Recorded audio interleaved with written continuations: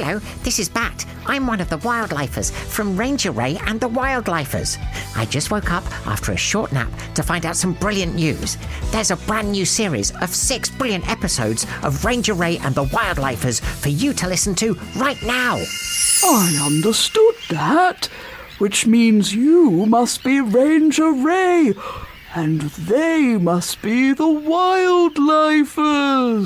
Now, to wow them with my fabulous flying speed, let's go! Join Ranger Ray, her friend Roxy, and wildlifer animals Deer, Fox, Wildcat, Mole, Dragonfly, Beaver, and me, Bat, as we go on some incredible new adventures. Hey, what's that big thing swimming right towards the harbour? Shark! We're gonna need a bigger island! Don't worry, everybody. That's just basking shark. Ranger Ray and the Wildlifers is available to listen to now. Just search for Ranger Ray, that's R-A-E, wherever you get your podcasts. Now, I must have another nap. I'm not lazy. I'm just nocturnal. It's Ranger Ray and the Wildlifers.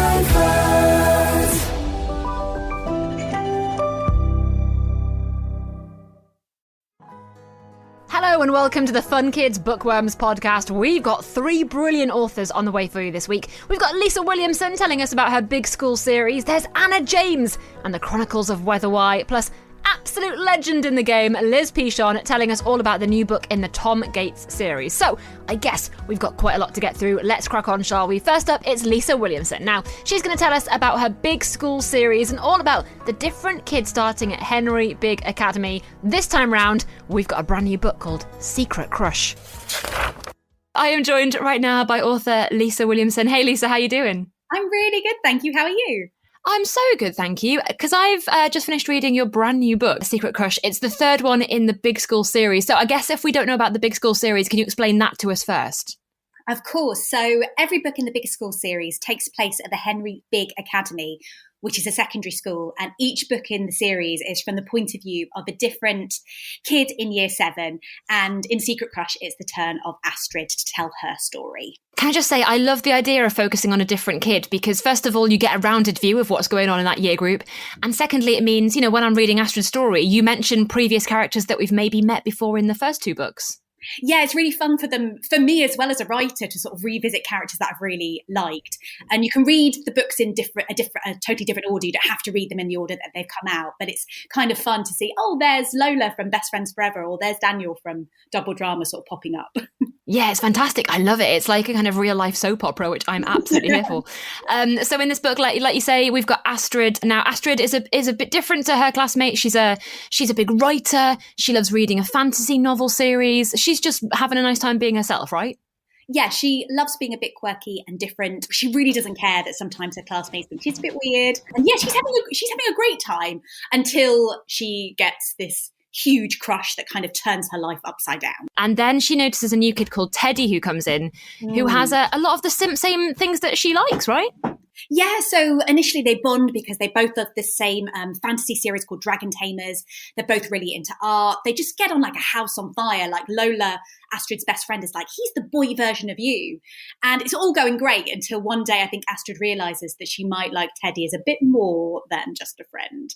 And that's when everything sort of gets turned upside down because she has no idea what to do with herself or how to navigate this, her first major crush on somebody. Yeah, this is something that her mum kind of points out, isn't it? Her mum's like, you seem a bit of a big fan of Teddy. And then she kind of puts 2 and 2 together and she's like, oh no. Yeah, there's this moment where I think her mum and her stepdad are kind of dropping the hints, and then they come out and they go, you've got a crush on him. And at first Astrid is horrified. She's like, no, you're absolutely wrong. And then I think she runs up to her bedroom, and it's her Dragon Tamers books that she loves, where there are 2 characters in those books that have, a crush on each other. And she reads a passage and realises that all the symptoms they've got of having a crush, she's got as well. And then it dawns on her, oh my God, I've got a crush on Teddy. So it's quite a big moment for her when she figures that out.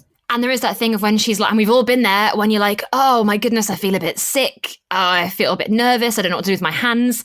And suddenly it goes from like being a really cool friend to just being someone she's quite nervous around.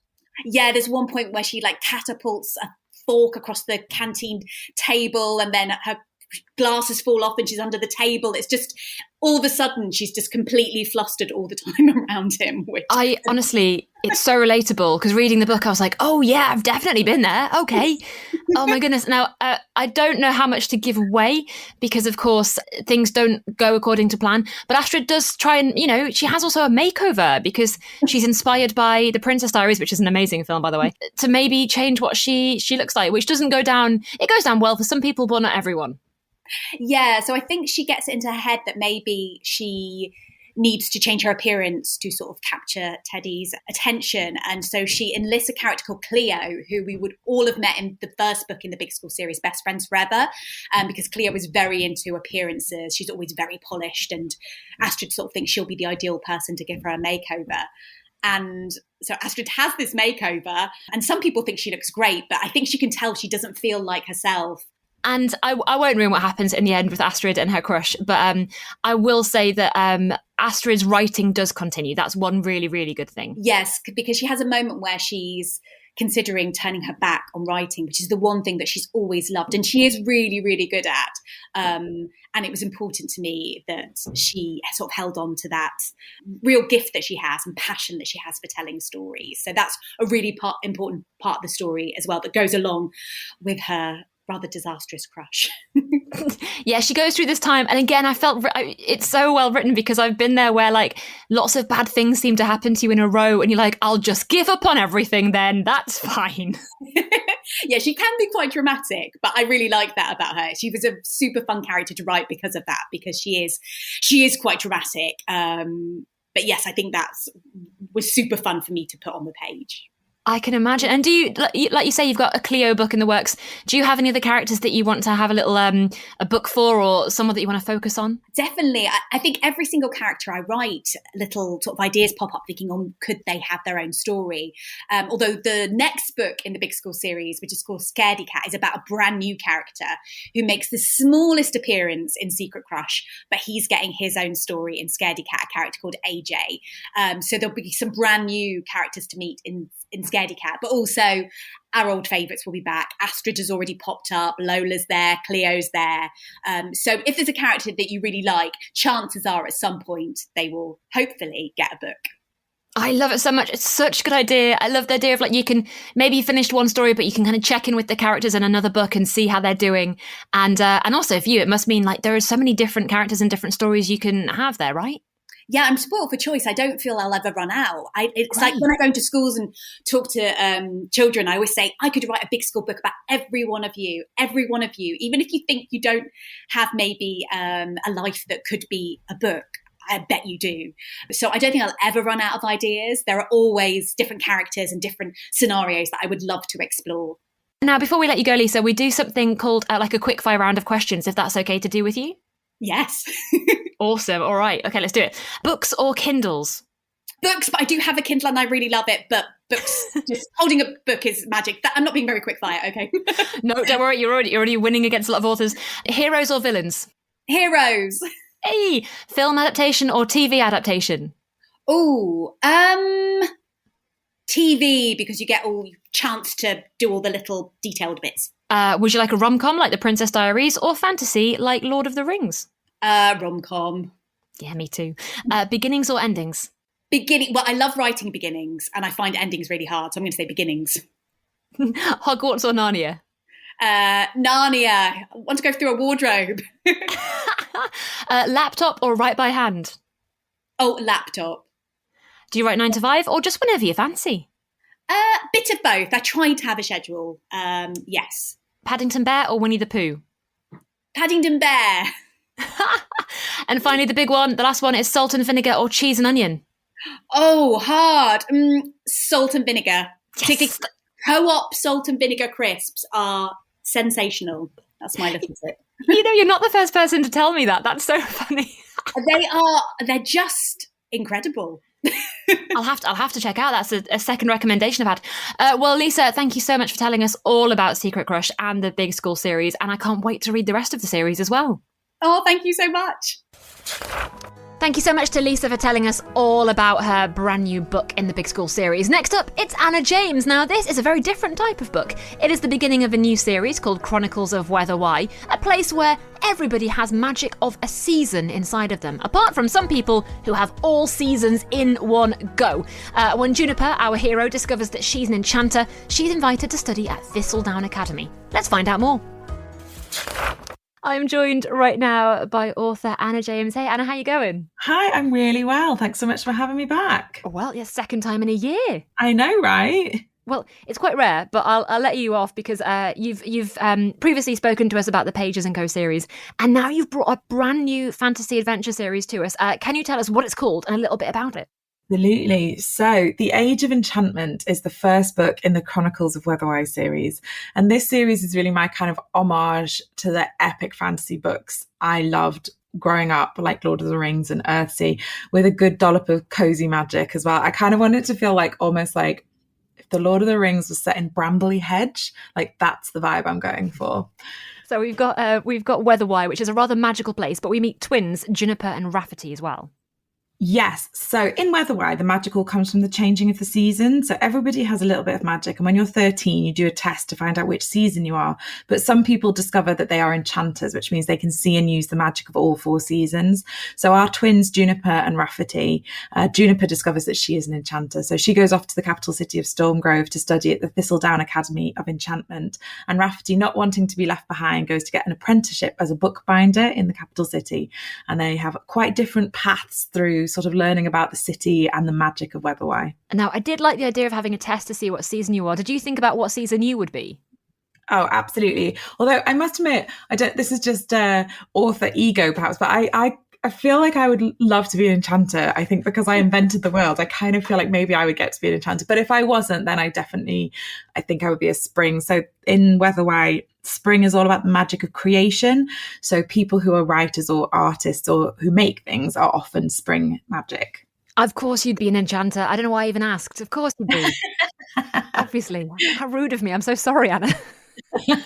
Author's sort of prerogative to get to say that you're an enchanter, I think, if you made it up. Absolutely. Yeah, you can be whatever you want to be in this world.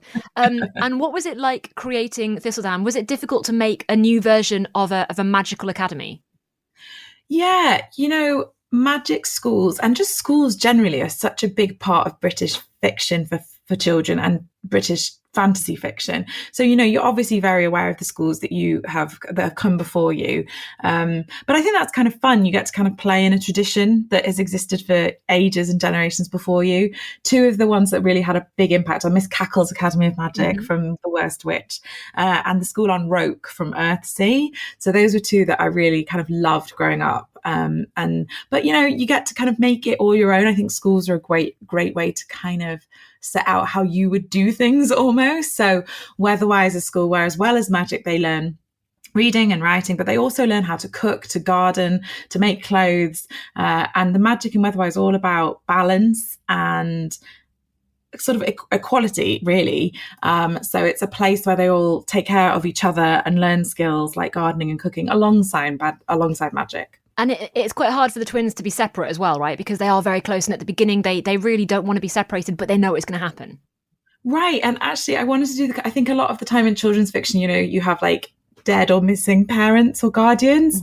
And I wanted to do a bit of a spin on that. So they come from a very loving, close family and they're very close to each other. And so, the angst and the initial drama comes from the fact that they don't want to leave that rather than they are escaping something. They're super close and they end up on very different paths based on how they experience magic and the sort of class hierarchy in Stormgrove, the capital city. I think that's maybe something that drew me into the book was the idea that, like you say, often books are looking for someone who's been lost or trying to escape something. Whereas this is like, actually, we're quite happy as we are, but also this inevitable thing of being magic is happening to us. Yeah, and I think that when you're young, often, many of us are fortunate enough to have happy families and parents or guardians and siblings that we love very much. And when that changes, or even anything changes, it can be scary and big and daunting. And I wanted to write a story where, that kind of was where the difficulties were rooted is in leaving something comfortable and safe and familiar and happy, and how you find your own way in the world, and how to find the kind of bravery to find your own path. And writing about magic from the 2 points of view as well, was that quite a fun way of discovering more about the world you've created?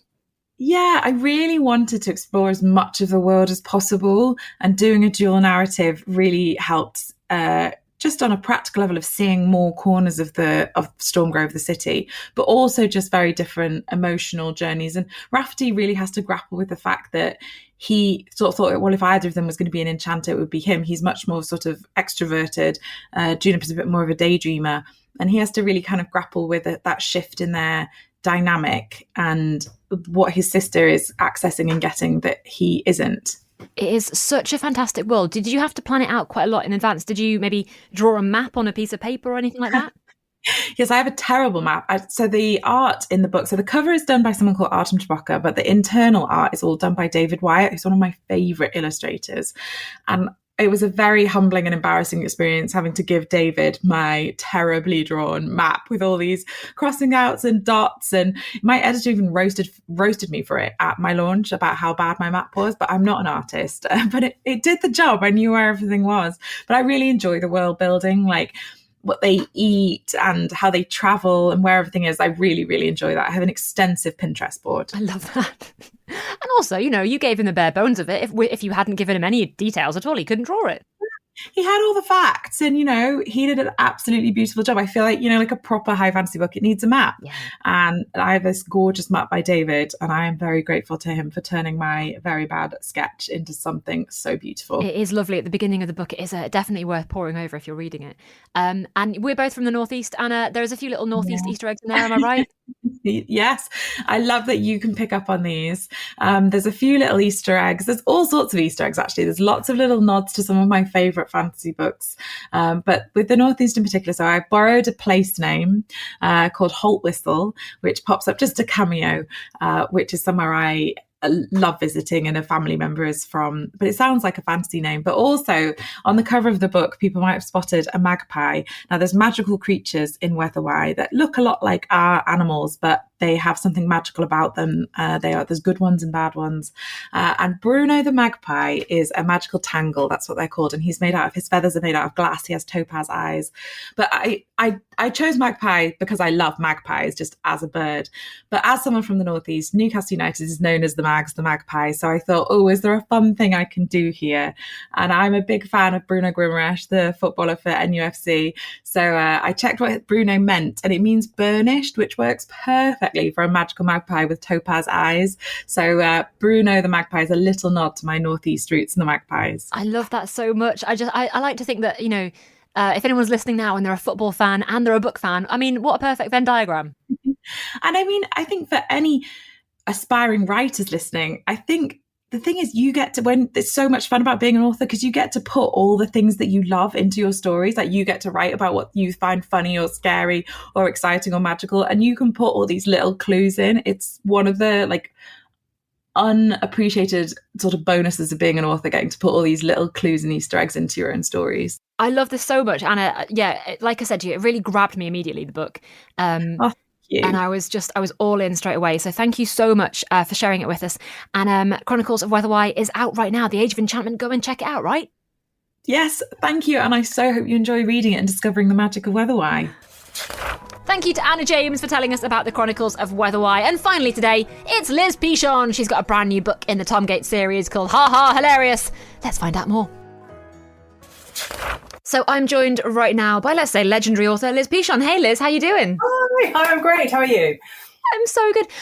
Thank you so much for chatting to us, because you've just released, or about to release, the 23rd book in the Tom Gates series, which, but did you ever imagine you'd get 23 books here? Not in a million years. So I didn't even imagine that I was going to be an author, to be honest. It's something that other people did. I didn't even think about it. So for any kids out there who are listening, who struggle with reading or writing, I loved writing stories, but my spelling was terrible, my grammar was terrible, and I just thought that's not a job for me. So the fact that I've ended up doing this and on book 24 nobody is more surprised than me, including, I would say, some of my members of my family. Well, the new one is an author? they're like, yeah, have you made it? Oh, okay, right, well done. The new one is Ha Ha Hilarious, and it's all about Tom going into the world of comic books. Oh, there we go, that's the one there. So tell us, what is going on in Tom's world this time? Well, there's a good bit of blurb on the back. I was sort of trying to sum up, because my books don't have like one big plot line. There's lots of little plot lines that go throughout. So summing it up quite that, what do you do when Mr. Keene, your headmaster, falls off his unicycle? You lose your supply teacher's childhood toy, and Marcus Meldrew thinks he's so funny. He's not.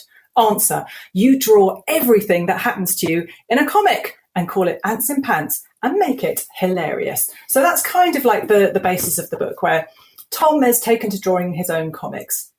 And he uses his family as inspiration, and sometimes, teachers as well. So he might hear a story and you think, oh, that's really funny. And he's getting away with the characters by, instead of making them the people, so he draws his sister as an ant in pants. Do you know, it was one of those things. I draw quite a lot of bugs and creatures. And Ants in Pants was from another book that I'd done previously.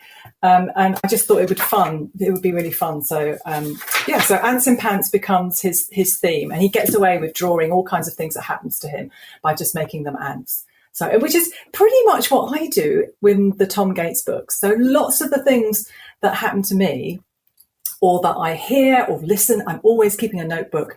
I quite often will write things in the books, but from stories and things that I've heard, or that I've, kept an eye on, or something I remember from my childhood. So I'm always on the lookout for good stories like that. Well, I was going to ask, is Tom kind of turning into you in this way? Because he's taking inspiration from the world around him and drawing it, and so are you. Well, Tom is actually based on me. When I started writing, I was thinking about, what kind of character I wanted to write about. And I just kept drawing this character that, looked obviously like Tom. But lots of the things in the books, especially the early books, are all things that I used to do when I was a kid. So I loved drawing and doodling. I used to play the caramel wafer trick, if anyone's done that from the book. The kind of things that, I loved TV shows with cartoons and comics and making things and drawing things. So when I was thinking about what kind of book I wanted to write, I basically thought, I'm going to write a book that I would have loved at that age. So yes, lots of the things that happened to me as a kid, I put in the books. And children, do you know, that's the one question that kids ask me more than anything, is where do you get your ideas from? Where do you get your inspiration? They're always fascinated by how you get those ideas and how you turn them into a story. And I always say to kids that, every single one of us has got funny stories or things that happen in your life or things that you know about, or you might hear a conversation. And the only difference with me is that I remember them and I write them down, or I take pictures, or I tear things out of magazines, and I'm collecting things all the time and turning those ideas into stories. But everybody's got those stories, everyone. So do you have like a kind of mood board almost, where you collect, like, maybe write down on Post-it notes or take pictures, or like you say, write articles and stuff? Do you put them all together and then think, yeah? All the time. I'm always thinking of things. I don't wear headphones when I get on a bus or a train, because I love listening. I'm very nosy and I love listening to people's conversations, and you miss things as well, like watching people watching, if you're sitting at a bus stop or something. And I do, when I'm putting together the ideas for a new book, I almost make a story map, which is like a comic. It is like a comic. And I write down every single idea that I can think of. And in any way, and I don't worry about the spelling, or I don't worry about what order it's in. I just get them out of your head and onto a piece of paper in some way, shape or form. Because now, on book 23, she says, holding it up again, there is always a slight panic when I start writing a book, when I think to myself, what am I going to write about? Will I have any ideas? Will it be funny? And actually, it's the process of getting the ideas out of your head and onto a piece of paper in any way you can that starts making you ask questions, and those ideas start to come then. So I do lots of little drawings, and, which is why, the Ants in Pants and the comics came up, because I loved comics when I was younger.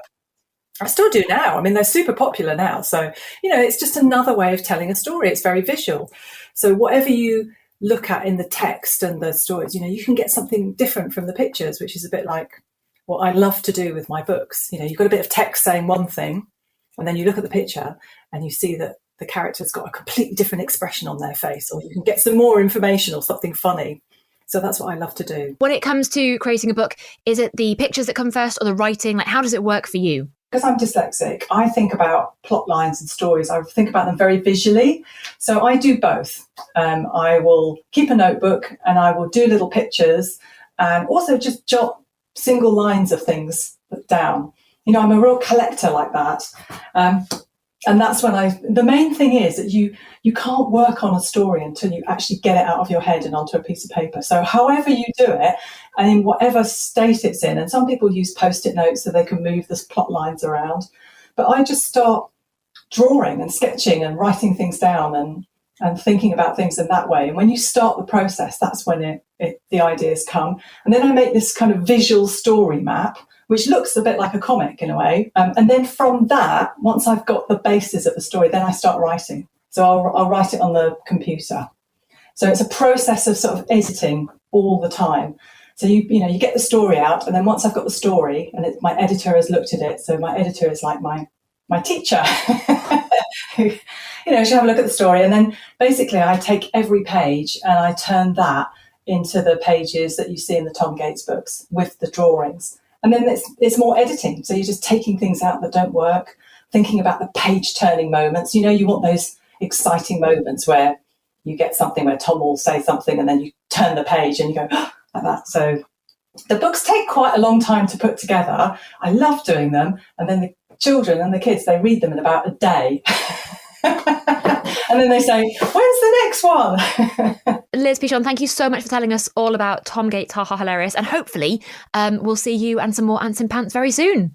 Fabulous. Thank you so much. It's been lovely to chat. Enjoy. 3 big authors today. I think we can all agree. Bookworms has been an absolute winner this week. Liz PICHON, Anna James and Lisa Williamson. Absolutely brilliant. Thank you very much, guys. And of course, if you've been reading something recently, let me know. Go to funkidslive.com and drop me a line or comment wherever it is you're listening to this. In the meantime, remember to like, subscribe and follow, and I'll see you soon. Bye.